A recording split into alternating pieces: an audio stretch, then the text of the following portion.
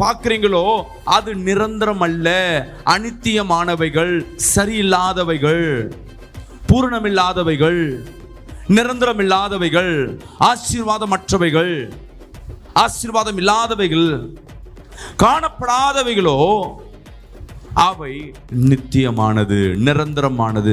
விசுவாசிக்கிறாமே சொல்லுவோமே. என்ன பாஸ்டர் குழப்புறீங்க? அப்போ மாம்சத்துல நீ எதை எதை காண்கிறாயோ இது உலக வாழ்க்கை. மாம்சத்துல கண்கள்ல பார்க்கிறவைகள் எல்லாம் உலக வாழ்க்கை.